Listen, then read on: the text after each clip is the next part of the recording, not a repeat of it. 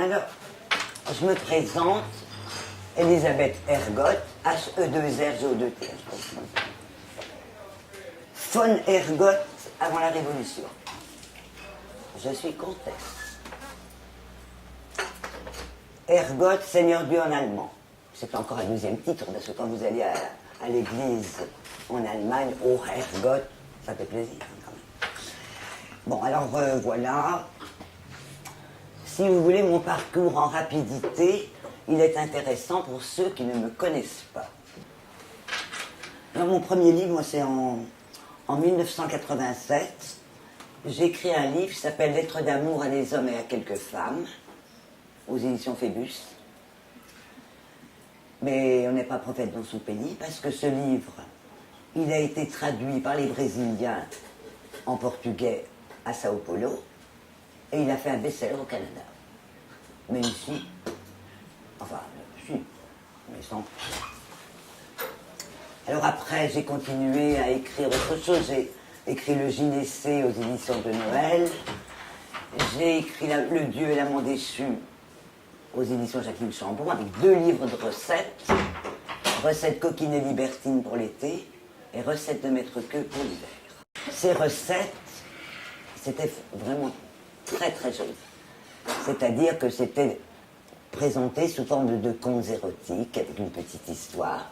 Et puis alors on travaillait beaucoup les titres. Alors, vous aviez La Mouillade Pompadour, Suçon de Pintade, Lapine en chaleur, Le petit j'ai vu en pilote de bourg. Je ne vais pas vous énoncer tout ça. Ensuite, j'ai écrit Transport amoureux aux éditions Climat. Alors là, c'était l'amour dans les transports. C'est-à-dire, on avait dans le bus, même le bus.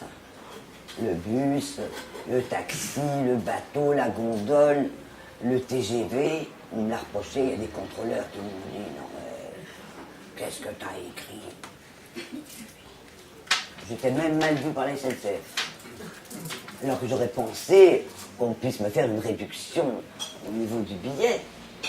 Ah ben non, non, c'était l'inverse. On m'a attaqué. Les contrôleurs, maintenant, même des vieux, là, maintenant, ils s'en rappellent, ils disent on se rappelle ce que tu as écrit qu'il faut.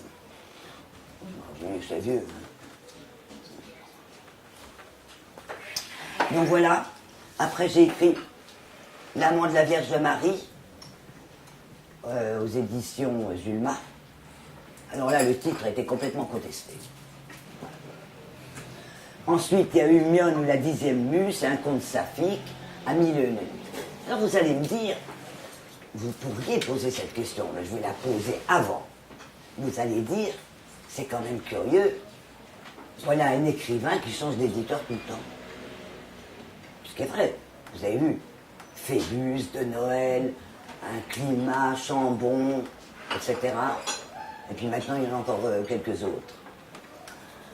Tout simplement, je vais dire, pour certaines raisons. La première, c'est d'abord une raison financière. Parce que d'abord, souvent, ils ne payent pas leur dû. Alors ça commence déjà à coincer. Deuxièmement, avec certains, on s'aperçoit qu'il n'y a aucune affinité. Aucune. Alors donc là aussi, il faut s'en aller. Troisièmement, il y en a qui font faillite. Alors là, c'est comme si le livre il était jeté dans l'égout. Regarde. Il existe quand même, mais rien n'est rentré dans cette affaire. Ensuite, il y a eu mes Hiérodules. Alors, mes Hiérodules aux éditions Blanches. C'est un livre qui a fait scandale. Parce que on a reconnu mon personnage. Mon personnage, c'était un médecin pédiatre. Protection maternelle infantile, c'est ma cousine. Ça, je ne vais pas oublier de le dire. Elle a été reconnue, ma cousine, dans mon livre. Et là, le préfet du Jura a porté plainte. Il a porté plainte et en disant que ça jetait l'opprobre sur le serment d'Hippocrate. Alors bon, elle a donc, il y a eu des pétitions, elle a été mise à pied. Heureusement, j'ai fait appel à un des plus grands avocats de Paris, William Bourdon, qui a permis qu'elle soit blanchie. Voilà. Ce qui a permis aussi que le deuxième tome, après les Hiérodules, sorte très tranquillement aux éditions blanches, Les sorcières du Val-d'Amour. Dans Rêve de femme, j'ai écrit une nouvelle qui s'intitule La monstrue. C'est un couple de vampires. Alors, je vais vous lire un petit extrait. Très léger, hein, simplement. Alors, Vladimir sait que Bénédicte aime les femmes aussi. Et il ne le supporte pas. Va-t-elle lui prendre sa chose avec ses manigances? Il est perdu, reste hésitant, doute de lui-même, de sa femme et de l'autre. Mais la faim les tenaille, car ce sont des vampires. Quel est celui qui va se nourrir le premier? Bénédicte franchit la porte, se jette sur Émérance, qui s'évanouit. La morsure est profonde, le sang coule à flot. Vlad s'abreuve aussi, puis Bénédicte, fine mouche, s'aperçoit que le sang coule en bas. Émérance assez monstrueux. Un autre sang d'un autre goût, dont Bénédicte se délecte. Vlad devient fou, fou de cette femme dont le sang s'écoule comme son prénom l'indique. Origine, une catéchumène qui a sauvé sa sœur martyre et qui fut ainsi baptisée par son propre sang. Le trio infernal se passe à huis clos dans leur appartement luxueux au 3e étage, boulevard du Montparnasse. Vladimir, sa femme Bénédicte et sa maîtresse Émérance. L'insolite m'attire, mon tempérament est fougueux, avec une grande tendance à la démesure. Le juste milieu, je ne connais pas. Je déteste les gens ordinaires, les clichés, les sentiers battus. Parfois je m'emporte, mais je me casse la figure. J'ai toujours voulu échapper à toutes les tutelles, à celle de mes parents, comme tout le monde, à celle de mes 2 maris successifs. Il n'y en aura pas un 3e. J'ai eu plusieurs demandes en mariage, toutes refusées.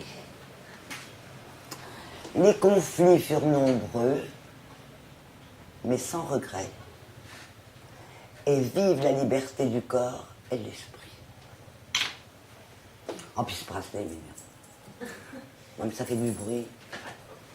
Une parenthèse. Voilà. Alors pour moi, tout écrit consiste à donner corps aux mots, à des mots.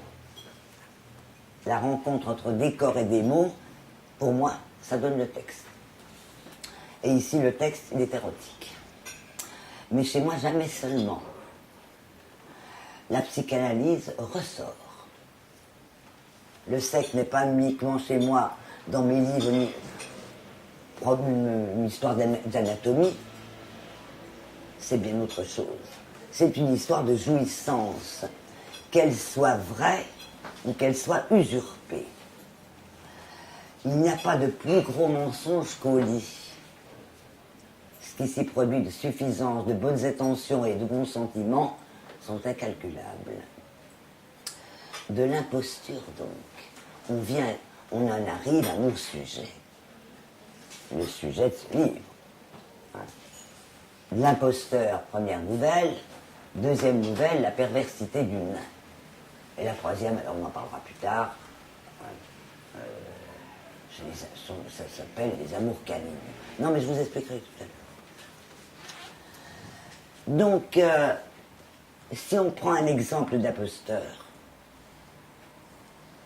pour moi, un exemple flagrant, Jeanne d'Arc. Jeanne d'Arc, une bergère qui gardait ses moutons et qui se fait entendre des voix. Elle se dit qu'elle va avoir un nom, qu'elle va être brûlée vive, mais quel bonheur! Et puis, il y a un vieux con qui compte ses moutons. Il n'y a pas de quoi ne pas endormir. Il se fit voir le diable. Il sut qu'il serait damné, vous savez de qui on parle, et qu'il pourrait bander quel pied. Donc la petite Arque vendit son âme à Dieu, et le vieux Faust au diable. Donc l'imposture consiste donc en l'arrogation irrégulière d'un titre ou d'une place, c'est-à-dire en défaut, en contrefaçon, donc des déclarations mensongères. Et nous le verrons avec mon Louis Guillaume, l'imposteur, et Manuolo, le nain. L'imposteur, figurez-vous, éveille toujours les soupçons. Pourquoi? Parce que c'est enfin, que ce soit un homme, une femme, une chose, c'est un séducteur. Un séducteur, il faut nous interroger sur le lieu d'où il parle, les faits réels de sa vie et ceux qu'il aurait voulu vivre. Ça fait une double personnalité, une ambiguïté. C'est-à-dire que d'un côté, il a la vie qui est la sienne, et d'un autre côté, il a la vie qu'il voudrait avoir. Et de ce fait, il est obligé de... Ce qui lui apporte le plus au monde, c'est que les autres croient à la vie qu'il n'a pas. Donc je venais de vous dire que l'imposteur, il a une vie excessivement compliquée et sa vie est un tourment perpétuel.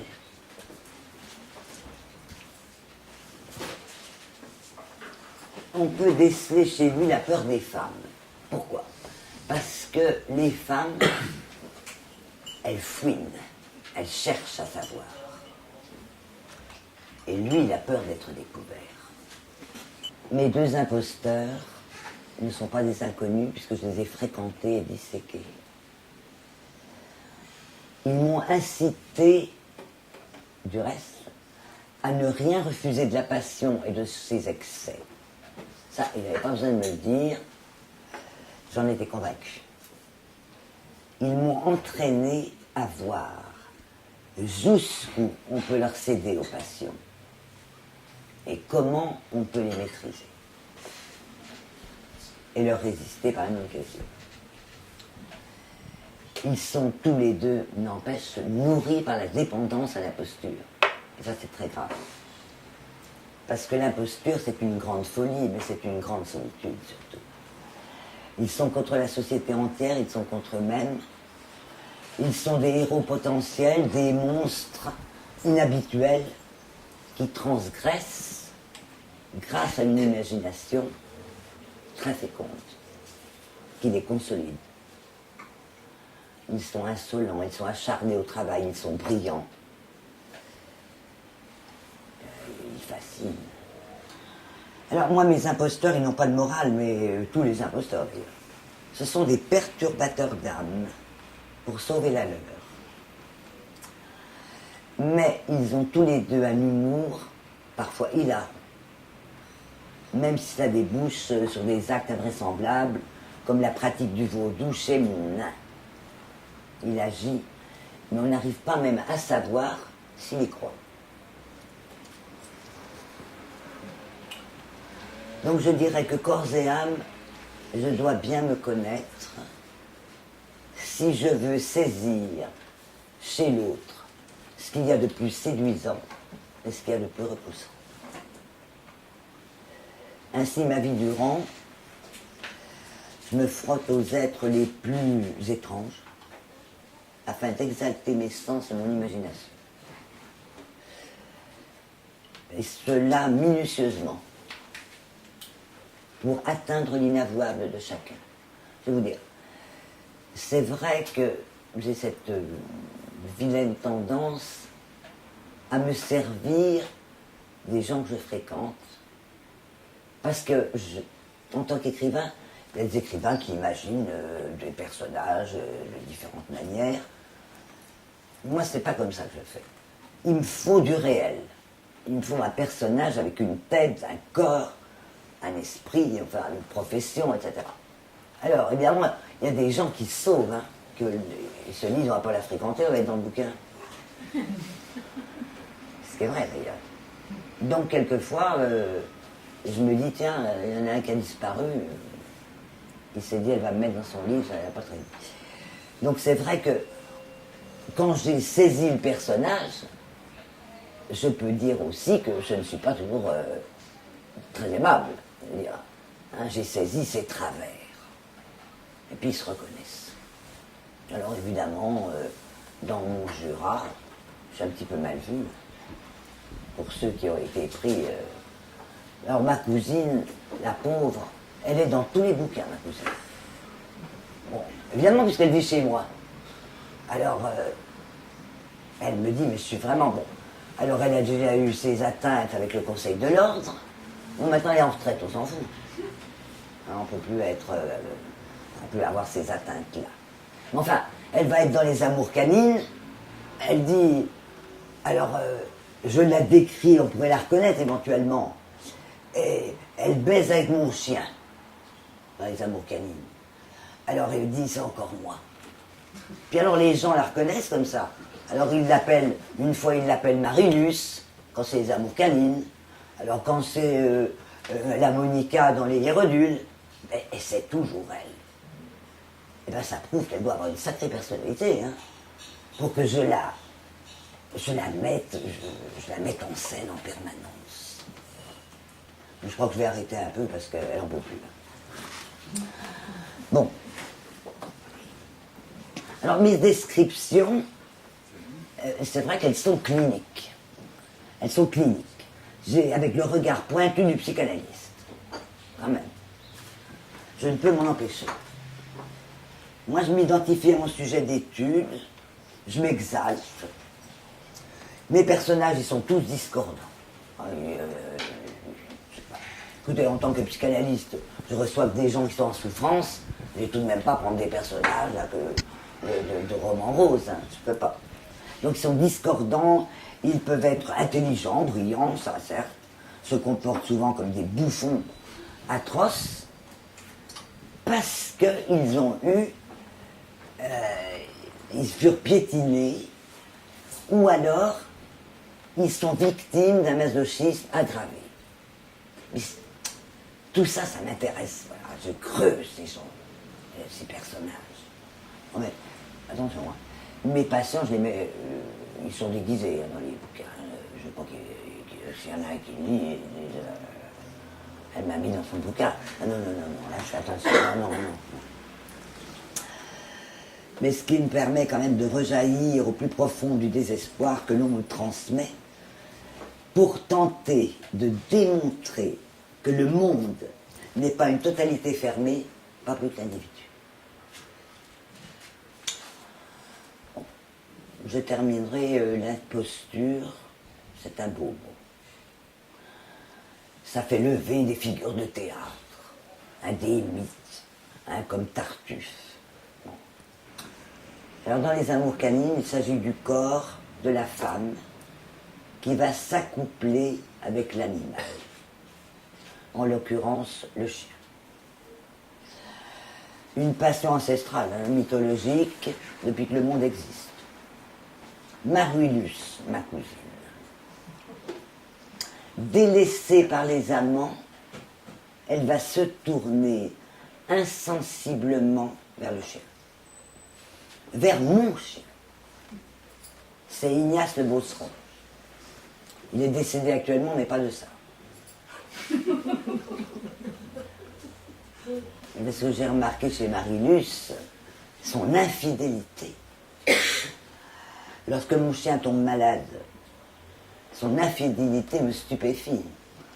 Elle est prise dans cette relation abominable et recherche Orson, le chien de la ferme voisine, un berger allemand. Cette relation captivante peut paraître dégoûtante aux yeux des prudes, aux yeux des chastes, aux yeux des catholiques, des bien-pensants, ceux-là même du reste, qui peuvent, avec des humains, avoir des rapports excessivement pathologiques. Et bien alors, pourquoi fermer les yeux sur ce qui existe depuis que le monde est monde? Je ne saurais excuser Marie-Luce, mais mon esprit ouvert ne la condamne pas. Je l'avoue, j'avoue humblement que mon écriture est nucléaire. Sans dissimulation, les litotes, je ne m'en sers pas. J'essaie d'employer des mots justes pour décrire cette passion que d'aucuns trouveront complètement malsaine, mais peut-être que la relation avec un chien vous choque. Mais peut-être qu'elle est plus sincère que souvent une relation entre humains. En tant que psychanalyste, où je ne rencontre que des gens en souffrance, qui traversent des périodes de désordre, de sauvagerie, d'annihilation, et aucun soutien, jusqu'à ce qu'ils parviennent à mon cabinet. Bon, alors vous allez dire que je suis prétentieux, je plaisante. Bon, c'est pour faire une phrase. Et c'est pas faux. Parce que, chez moi, je leur permets de nommer la chose. Je leur permets d'en former une image, au moins. Il y a un présent, par exemple chez Marie-Luce, il y a un présent immobilisé, il y a un corps arrêté, des sursauts, des signaux de détresse. Et l'effet de passion de Marie-Luce serait comme des retrouvailles avec un corps qui était devenu inerte. Et comme si avec le chien, ce corps s'était réveillé et vivait à nouveau. Le sang, l'urine, la sueur marquent de leurs traces les territoires de notre corps. Et c'est comme si Marie-Luce retrouvait son odeur, sa peau, son toucher, sa moiteur. Longtemps oubliées, elle les retrouve avec mon chien. Ici, ça c'est pour vous amuser, le dialogue pornographique est évité entre les deux partenaires. Parce qu'un chien grogne. Mais ne parle pas, Marie-Luce soliloque. Et au dernier envoi de foutre de mon chien, l'animal triste coitum est évité. Parce que celui-ci se dérobe en gambadant avec allégresse à la recherche d'un os. Donc finalement, je dois vous avouer que je suis psychanalyste. Alors là, je passe du coq à l'âne, mais tout de même, je vais vous dire, je suis psychanalyste parce que je pense avoir eu tous les symptômes et que mon écriture et mes sujets en découlent. Alors, je suis à la fois hystérique, obsessionnelle, paranoïaque, perverse, nymphomane, non, je ne vais pas l'oublier, phobique, anorexique, boulimique, en alternance, enfin cinglé. Lacan m'a dit un jour, vous avez tous les symptômes, rien de mieux pour les soigner chez les autres. C'est pas une blague. Jouisseuse et voyeuse, furie, furieuse, et tant de pulsions érotiques avec une curiosité maligne. Donc j'ai accompli tous les péchés, les 7 péchés capitaux me sont familiers. Ne vous attendez pas de ma part à une œuvre morale. Plutôt une pensée déviante, celle du désordre par rapport à l'ordre établi, jaillissant d'une autre cohérence. Pour moi, chaque écrivain exprime sa folie à travers les folies de ses personnages. Et chaque analyste prend à son compte la folie de ses analysants. Autrement dit, mon rôle est d'exploiter tous ces travers sans retenue pour démontrer qu'ils existent et que nous n'avons pas à nous boucher les oreilles ou à fermer les yeux. Et alors j'ai retenu une phrase l'autre jour que j'ai entendue, prononcée par Max Gallo. L'irrespect, c'est vraiment français. Voilà, c'est tout ce que je voulais vous dire.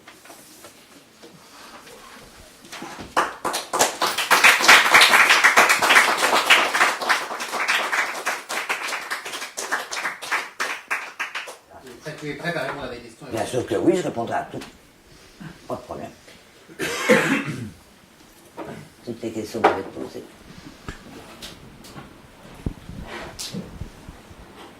Et si vous n'en avez pas, eh ben c'est que vous êtes coincé.